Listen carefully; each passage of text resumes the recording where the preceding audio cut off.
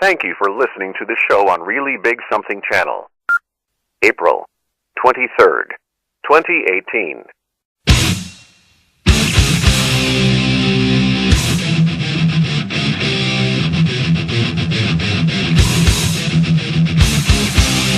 Warning: the Savage Nation contains adult language, adult content, psychological nudity. Listener discretion is advised.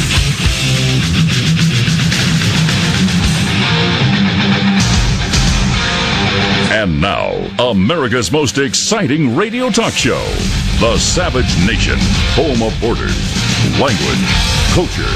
And here he is, author of Liberalism is a Mental Disorder, Trump's War, and God, Faith, and Reason, Michael Savage. Good afternoon, everybody. This is Michael Savage, live from the nation's capital, live from Washington, D.C.,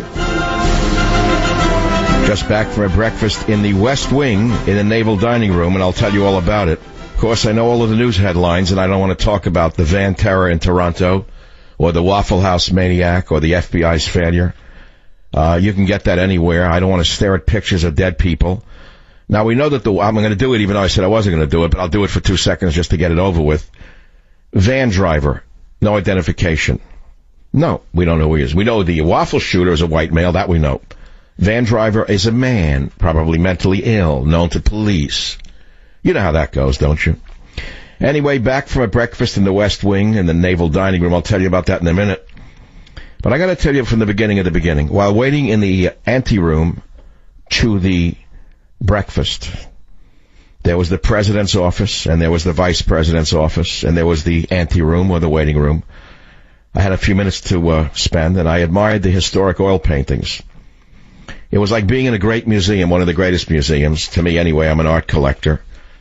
And the young Secret Service agent saw me looking at the paintings, and he said, "Sir, they just removed a painting you probably would have been interested in. Everyone knows it." I said, "What was it?" It's a painting of Washington crossing the Delaware. Everybody knows that picture, right? Standing on the front of the boat. I said, "I know that picture very well because I was in elementary school elementary school many, many years ago. And that picture so inspired me that I painted that picture myself. I went, just painted it like a kid. And I remember getting caught up in painting the waves lapping against the hull of his boat. I don't know how I did it or why I did it. I got into a state of mind where all I did was paint the waves against the boat's hull. Well, a teacher loved it so much they marched me around the school, and I had to show it to all the other kids in all the classrooms. I never became an artist. But I'm saying that painting inspired me of Washington crossing the Delaware. Secret Service agent said to me, "Sir, when was that?" I said, "A long time ago." And he said, "Where?" I said, "The Bronx, New York." Well, as I waited to walk down the steps to breakfast, I thought about the long road that's taken me to this day, and how my ancestors would view this day for me, man-child in the promised land, immigrant son. You may think it's nothing. Many people, "Oh, yeah, I know the West Wing. I've seen it in the show West Wing." I know the West Wing. I've seen it in the Homeland. Yeah, well, so have I. There's a big difference between seeing it in the movies and being there, I'll tell you that. And I'm not boasting. I'm in awe of our great nation. On the way to the breakfast, I had a car driver, and I said to him, I don't know the man's politics. What do I know? He's probably the liberal kind of guy, older black gentleman. And I said, "I don't know what your politics are." I said, "But to me, it's a great, great, great honor to be in the White House. And it's just awesome." I said, "We live in the greatest country on earth." I said, half the country hates one president, and half the country hates the other president. I said, "But we have to respect the office of the presidency." He said, "You're right about that." But another observation about being in Washington, D.C., according to the media, this is a horrible, miserable, crime-ridden, dirty city. Well, where I've been, it's the most beautiful city I've been in years. Coming over to the radio station here at Westwood One, I want to thank the people here at Westwood One for opening the doors to me here in D.C. I saw nothing but the most beautiful houses, the beautiful buildings, the National Cathedral, one embassy after another, clean streets, pedestrians walking. Everybody was in another world of happiness. Well, anyway, getting back to the breakfast, and I'm not going to say who was there, just imagine who was there. They wanted to discuss my view of environmental issues, and other issues. And I told them about the elephants. I told them about the lions. I told them about the rhinos. I told them about the clean air, the clean water, the clean places. I said, these are the issues. You got to get these issues if you want to retain a hold on 2018.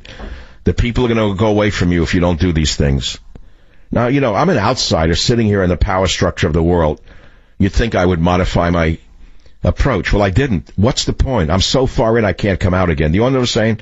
I'm like through the looking glass with who I am. I have threaded the needle. I'm on the other side of that thread. So I have to say it like it is. The same way I speak to you, I speak to a cab driver, or let us say people at the highest rungs of government. I say it like it is. So they said to me, what do the people care about, Michael Savage? What do they really care about? You're on the radio every day. How many people do you speak to a week, they said. I said, well, it's the #1 streaming show in the United States of America. #1. I said, in New York City, my home station, really. I know people say, oh, you live in San Francisco. Well, KSFO, yes, but my #1 affiliate is WABC in New York because it's the biggest station. And I said, I go head-to-head with Sean Hannity. I beat him every book. Now, people don't know that. I'm not going to talk about Sean. He's got his own troubles today. Finally, a little bit of story came out on him. Let others talk about it.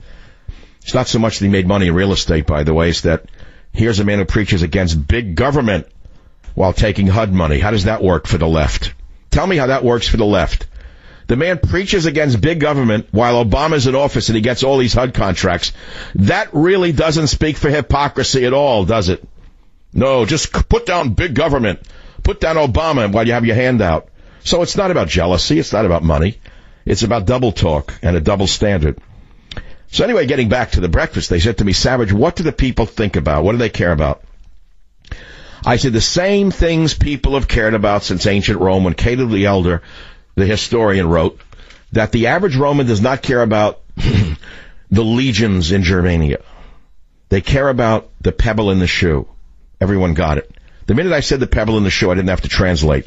I said that means the cost of gasoline at the pump. That means the cost of milk, the cost of a sandwich. That means their 401k. That means the cost of living. I said that's what they care about. And war and peace.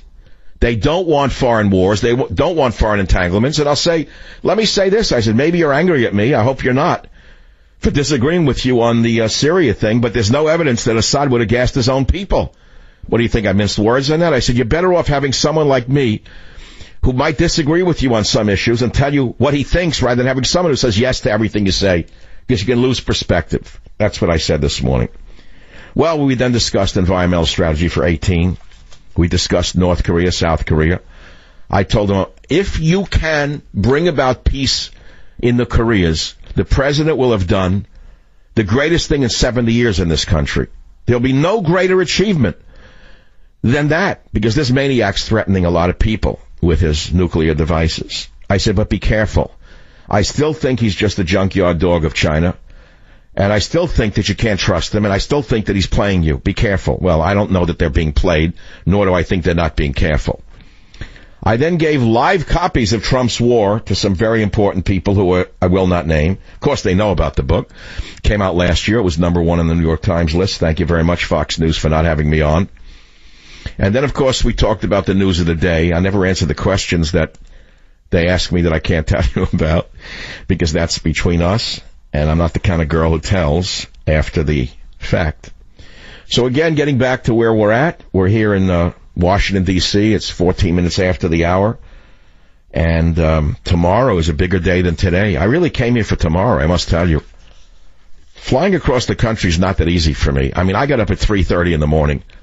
I was only told about this breakfast in the West Wing last night. I mean, I knew I was going to do the radio show here today at Westwood One, and I knew tomorrow was the big day with the French, right? The French thing.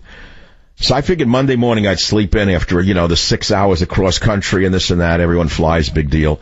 But to me, flying in first class in a lie flat seat is still like being in an MRI machine. My wife looked at me and said, how's the bed? I said, I feel like I'm in an MRI. I hear the clicking of the magnets. Like, I was like so claustrophobic in this thing. I didn't even want to be, it's like I get like those claustro attacks on an airplane. It's still like, hey, I'm still at 45,000 feet going like 450 miles an hour. And I don't forget it. Somehow my mind doesn't forget. I mean, there's a movie and a this and a candy and ice cream. I said, I'm still up in the air flying around. I feel like I hear the clicking of the magnets. Click, click, click, click, click. And you get to Dulles Airport. I haven't been here in 30 years. It's like forever to get your bags. I mean, it's like, where are you with these trains that take you to the bags, and the bags come off, and then it's an hour into the city. It's a long way down here. But it's a beautiful city. It's a much more beautiful city than the media would have you believe. I love it here. I'm staying in a grand hotel that is very colonial in its look. Everything is clean, beautiful paintings, the way I like it. Very, very pristine. Everything's perfect. So that's it. I mean, you want me to talk about the news of the day? It's horrible.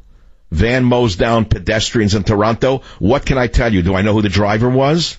Oh, it's a Ryder truck and the rider isn't identified? I can pretty much tell you what the driver looked like, but I don't dare hazard a guess for being accused of hazarding guesses. We know who the maniac was in the Waffle House. Thank God there was a hero who took him down. You seen the hero yet? Ordinary guy trapped him in the swinging door, whatever, the revolving door. Hero James Shaw Jr. describes overpowering mass shooter at Waffle House saving lives. Ordinary man. He said he was going to be killed anyway. He knew he'd have to fight for his life. I want you to listen to this before we go on. Guys down in Dallas who are controlling my every breath. Do we have 50 seconds for the hero? No, let's wait for the hero later. I just want to say to you, this is the greatest day that I've had in many, many a year. I'm very tired. I'm jet-lagged. I'm exhausted. I haven't slept. But I've never been happier in my life, and I'll be right back. Join the Savage Nation. Call now, 855-400-SAVAGE, 855-400-7282. Savage. The Savage Nation is sponsored by Swiss America, the only company I trust with my financial future. Call 800-289-2646 or SwissAmerica.com. Thank you for listening to the show on Really Big Something Channel.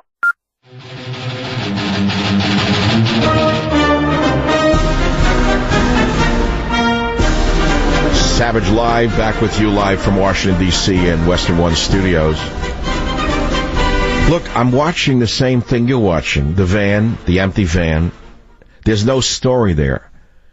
We know the Waffle House shooter, a maniac. The FBI had him and didn't arrest him. What do you want me to say about it that you don't know?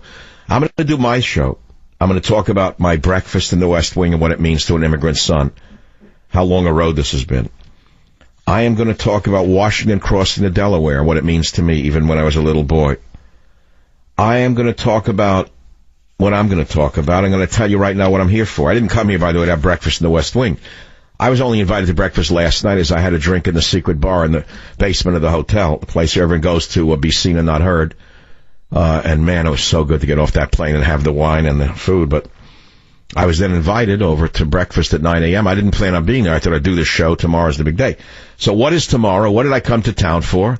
Again, it was food. It's always about food with me. Well, President of France is here. As you know, he's having a state dinner, the first state dinner of the Trump administration. I could not wrangle an invitation to the state dinner for a number of reasons. One, it's a very small number of people. It is mainly diplomatic staff. There are very few tickets assigned by the president and his immediate family by themselves. So they put on a French state luncheon where the vice president will be hosting, Mr. Pence, and the president of France, I assume, will be in attendance, and I'm invited to that, which is a big deal. And so when I then see the president afterwards, he's going to say to me, well, are you coming to dinner tonight? I know him. Say, no, I only got the small dinner, le petit déjeuner. I know what's going to happen. I just know it. He probably thinks I'm here for the dinner when he meets me tomorrow. I'll tell him, no, I only got the lunch. I got the little dinner. But it's a big deal for me. And I'm looking forward to that. So that's what I came here for. You came all this way for lunch? You spent all that money for lunch? Yeah. And take a guess what I'm going to say to the president of France. You'll never guess. Whoever does is going to win a free prize. Because you'll never guess. There is a phrase in the Bible, Proverbs 1:7, which says, the fear of the Lord is the beginning of knowledge, but fools despise wisdom and instruction, right? But the French sarcastically changed the fear of the Lord as the beginning of knowledge into the fear of the police is the beginning of wisdom. So if I get to shake the president of France's hand, which I'm sure I will, I'm going to say le peu de la police est le début de la sagesse, which is the same thing as the fear of the police is the beginning of wisdom. I guarantee you I get a laugh out of him. I hope he doesn't think, therefore, I speak perfect French, because I don't, but I think if there's a French speaker in the audience, you can tell me if I mispronounce the word la peu, the fear, la peu. La peu de la police et la début de la sagesse. I think you'll like that very much. But I've been saving that one up for a long time. Anyway, here we are on the Savage Nation live from D.C., as I said. The phone number is 855-407-282. 855-400-SAVAGE. If you care to call the show on the news of the day, on Trump's war. Yeah, I brought the book, by the way, to the breakfast and gave it out to 2 people. I won't say who. They still think it's the most important book ever written about this presidency because the entire agenda is in that book. And I'll tell you something else. Here's what I said. I said, this is a war, a long war. And while we have lost some battles, we have not yet lost the war. And as in any war, you're going to lose some battles, but it doesn't mean you can't win the war. And I said, I'm here to help you right to the end to win this war. I mean, I was with you from the beginning, which they all know. That's why I'm here. They said you're the only one who's been here from the beginning. Believe me, they know. Okay? They know. Never mind what you hear on the radio. They know who's who, and they know what's what. So they said, you've been from the beginning. I said, I'm going to be here with you to the end. And I've read about enough battles going back to ancient Greek battles to tell you that this war is far from over. And the left, the Democrats, are far from taking the House, let alone let's not worry about 2020. Never mind what their friends in the media tell you. Okay? It's a far from sure thing that they're going to get any wins in the House. Maybe some. Don't assume it's going to be a bloodbath against Republicans. Don't buy the bad news, because I don't see it that way. And their worst enemy is themselves. What are they going to get up with? Scream about white privilege and how evil men are? That's their whole campaign, is race warfare, class warfare, sex warfare. That's not going to sell in middle America. If that's the only message they have, you got nothing to worry about. So stick to your course, I said. Just stick to your course, do the right thing, keep the economy going, make peace, not war, and you're going to win again. That was my advice, and I'm going to help them do it, by the way. This is just the beginning for me. This is not the end. It's not like a reward with the ice cream, you know what I'm saying? I'm here for a reason. I'm here to help them on policy as an outsider, because I speak to the people. I got to tell you that you're the people. This audience is the people. And I'll quote something. Back in March 12th, 2017, there was an article on WorldNet Daily that said Trump said I wouldn't be president without this man. And out of the blue, I received this article the day before I left from someone I hadn't seen in many years. Without this man, I wouldn't be president. Well, it's not about me, it's about him. Because right now, I want you, the audience, to understand we're battling for the soul of America. It's not about the man. It's not even about the presidency. It's about the nation. Do you understand that? Join the Savage Nation. Call now, 855-400-SAVAGE, 855-400-7282. Savage.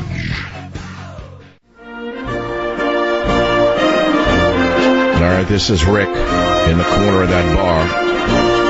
Michael Savage live from Washington, D.C. No, it's a big deal for me. I've always liked the French. I mean, don't put them down just because we didn't like them. Like, for 1 year, we weren't allowed to like them. Remember when you didn't eat French fries? It was like a stupid period in America, like 10 years ago. I don't eat French fries. I'm against the French. I didn't even know what it was about. I've always liked French fries. In that sense, I share something with Michelle Obama. There's nothing wrong with French fries.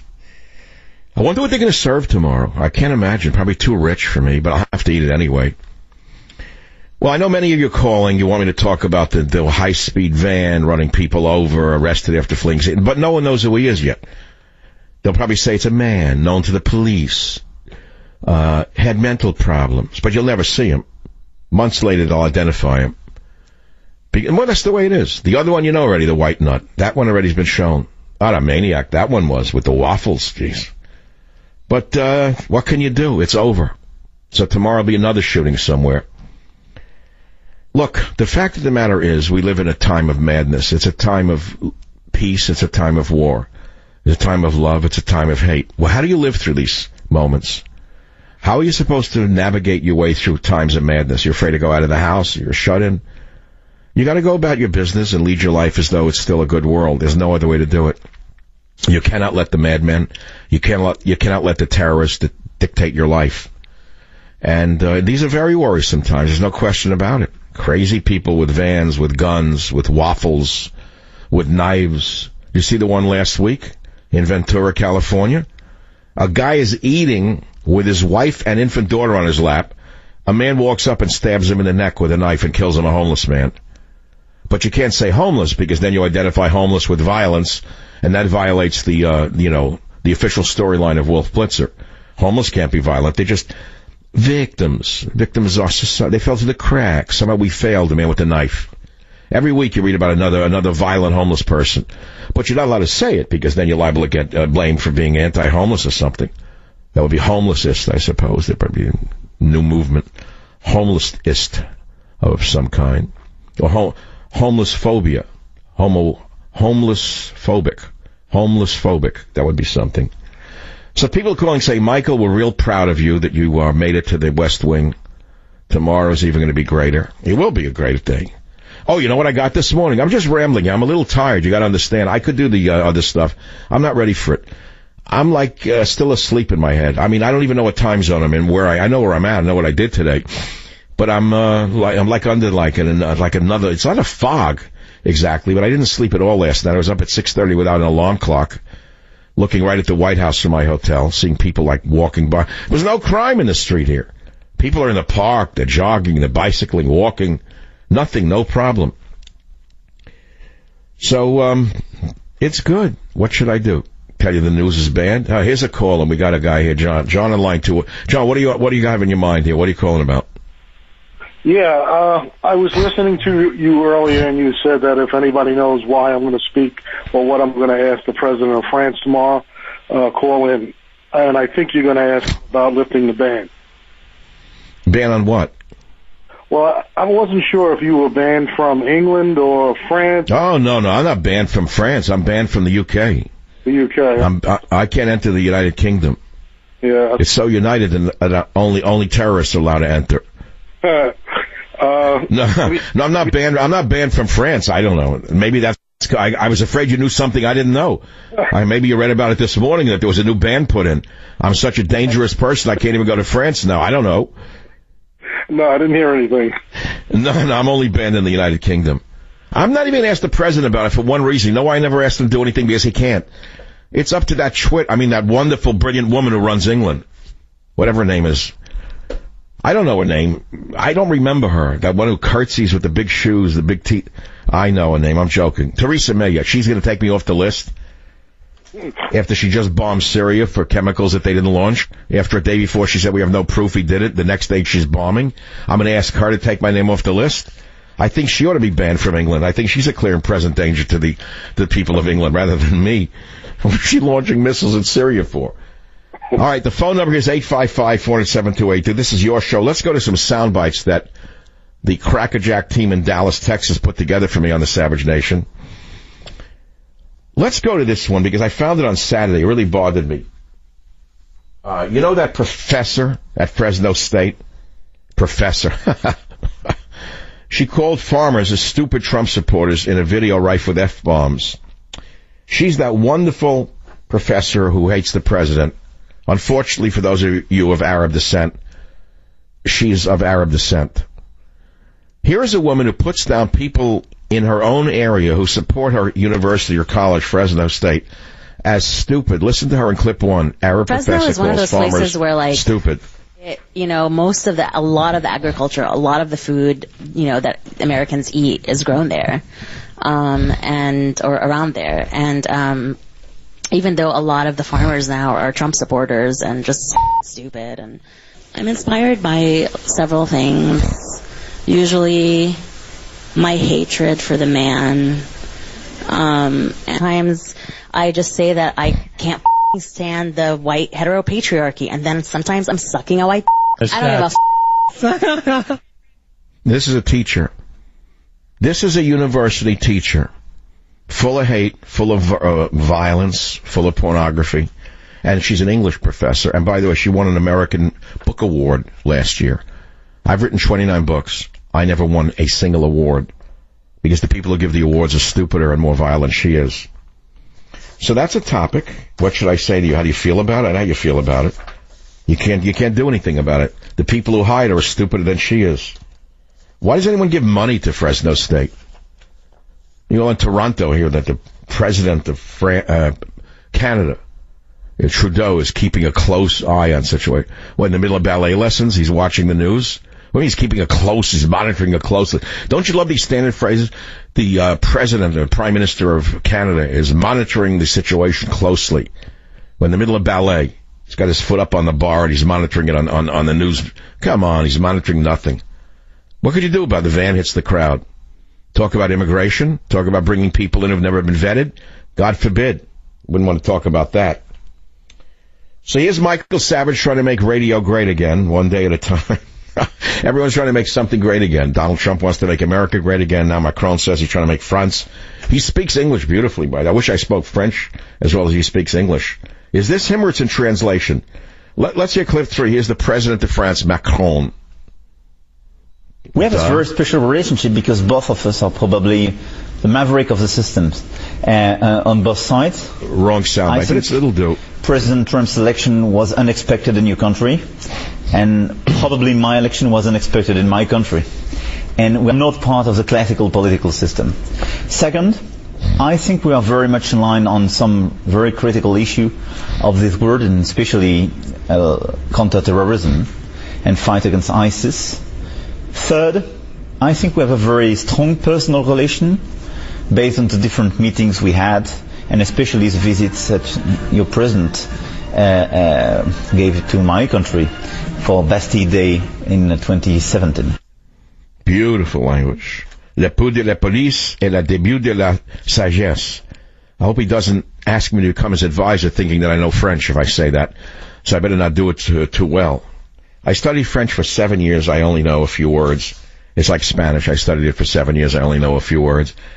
Foreign languages are difficult. That's very amazing. You can speak so beautifully in our language. I only wish that some of the Democrats could match him, especially those that teach at Fresno State.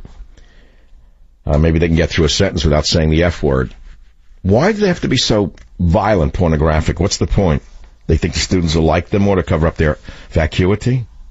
So here's the FBI admitting about being warned about the Waffle House killer and defending not taking more action in clip number 6 on the Savage Nation.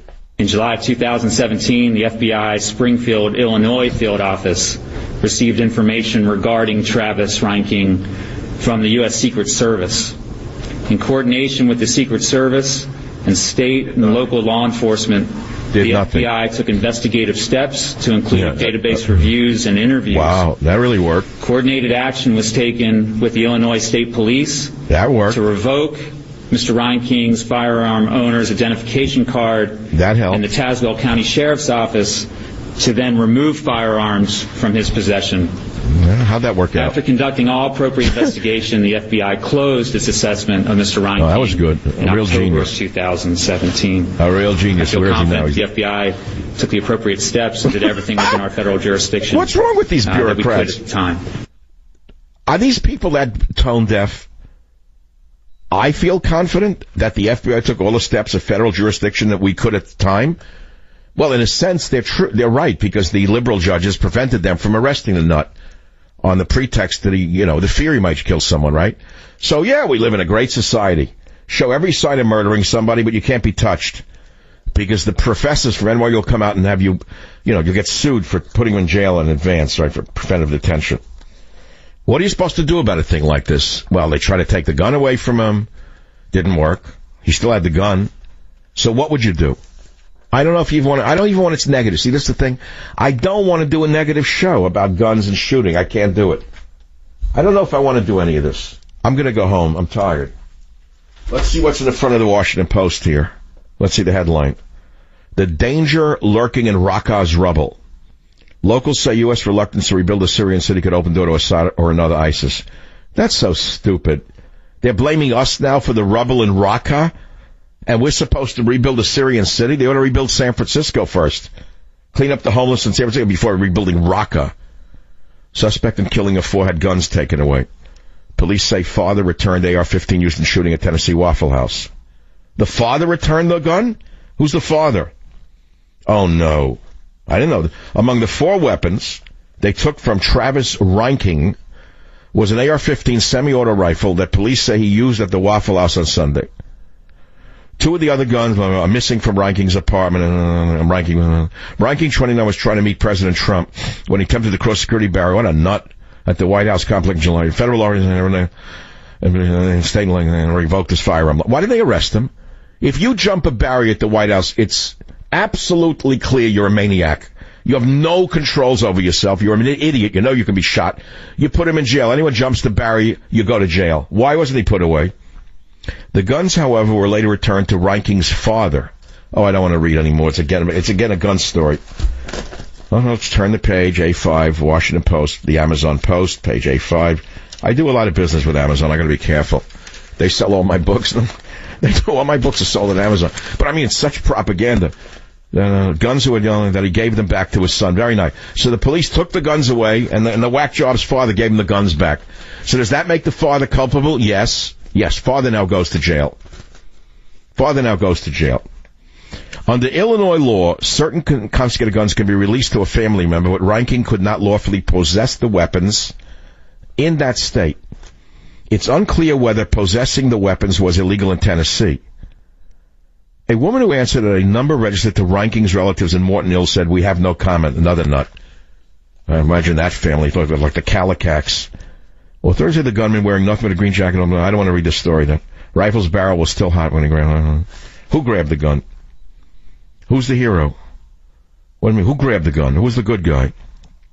Oh, there was a hero? I was the Superman? It's not funny to read this story. You can't make a joke about this. These are innocent people out for a waffle. Killed here. I'm going to make a joke, but a guy grabbed the gun from him? Oh, the hero trapped him in the revolving door. I've gotten trapped in revolving doors. Thank God I wasn't in like a nut, but you ever get caught in one of those spinning doors? So, imagine you're 5 years old in a revolving door in New York. How frightening they are. You know, your mother goes in one of the, and you go to the next, and it keeps spinning, and you never see her again. Why do I have to take a break? Who said I got to take a break? What, just because we got to make some money for the show? Back in a minute. Join the Savage Nation. Call now, 855-400-SAVAGE, 855-400-7282. Savage. The Savage Nation is sponsored by Swiss America, the only company I trust with my financial future. Call 800-289-2646 or SwissAmerica.com. Thank you for listening to the show on Really Big Something Channel. Welcome back to the Savage Nation. We'll get back to my reports live from the nation's capital here, but I got to tell you about the big news. You know, in the last 2 weeks, Simply Safe won Editor's Choice Awards from CNET Mag, PC Mag, and The Wirecutter. 3 respected product testers, they put Simply Safe through a battery of tests, compared it to other home security products. Simply Safe won every time. I've been telling you about Simply Safe for a while now. My opinion, best home security system, hands down. They protect over 2 million Americans like you. This is a home security system you actually want in your home. The sensors are tiny. You won't even notice them. It's unbelievably easy to use. You can control it right from your phone. But wait, here's the most important reason. This isn't a gadget. It's comprehensive protection for all your windows, your doors, your entire home. 24 hours a day, 365 days a year. Professional alarm monitoring there for you around the clock. Just $15 a month. No contracts. No one else is doing it like this. Learn more about how Simply Safe can help protect your home. Just go to simplysafesavage.com. Did you hear me? SimplySafeSavage.com. Well, the eternal clock is clicking away here. And it's like, again, I gotta say, like, it's a big day for me. I don't want to talk about the van terror. They didn't identify the driver, but they saw him already with a beard. I don't know what that means. I hope it's not a goatee and he's not gray bearded with a goatee. I gotta cut it off before I leave the station. He has a beard. I don't know what that means unto itself. If I heard an Allah job, I'll know already what it was, but we haven't heard that yet. It'll slowly seep out, But, you know, you say France. What comes to your mind when you say France? Certain things come to your mind like word. If I say Italy, you say Ferrari, right? I'm going to say a word like a nation. What's the first thing you come to mind? Italy, Ferrari. Guaranteed. That's the image. You say France. I don't know what comes to your mind. I don't need to be like a put-down artist here. Nothing comes to mind. Napoleon's been dead 150 years. I don't know. What do they produce? I drink Santé Million, best wine in the world. Love it. 85, knockout. So I can say still great wine. Cheese I don't eat. I have lactose. I don't eat that stuff. But great cheese I don't eat that stuff. But the wine's good. So you say like Czechoslovakia. What's the first thing that comes to your mind? Pornography. I mean, I'm sorry, but that's like associational stuff. What do nations stand for anymore? We keep saying national identity. If I say France, what's the national image that comes to your mind? And don't be a whine. Call the number and tell me, what is the first thing that comes to your mind when you say France? What is it? It's not Maurice Chevalier. Is it the song, the Marseillaise? I don't know. What is it in your mind when you say France? What's the first thing that comes to your mind? You say America, what do you think of? Baseball, hot dogs. Not me. I don't play baseball and I don't eat hot dogs. Join the Savage Nation. Call now, 855-400-SAVAGE, 855-400-7282. Savage. Thank you for listening to the show on Really Big Something Channel. So I'm a cat, and I just moved in with this new human, and she's got this little toy she's always playing with, all day long. Tap, tap, tap, tap, bloop, bloop. She can't put it down. There it is. Oh, and get this. She even talks to it. Last week she asked it for Chinese, and guess what? Egg rolls showed up. Like magic. Humans have cool toys. A person is the best thing to happen to a shelter pet. Be that person. Adopt. Brought to you by the Ad Council and the ShelterPetProject.org. So, I'm a dog, and I just got adopted by this new human guy, and I'm starting to wonder how he got along without me. I mean, okay, something as simple as walking around the block. He's got this leash thing, and he puts me on one end and him on the other, and I'm just taking him around. I think he's afraid of getting lost. Without that leash and me guiding him along, I don't think he'd find his way back home. But it's kind of cute. A person is the best thing to happen to a shelter pet. Be that person. Adopt. Brought to you by the Ad Council and the ShelterPetProject.org.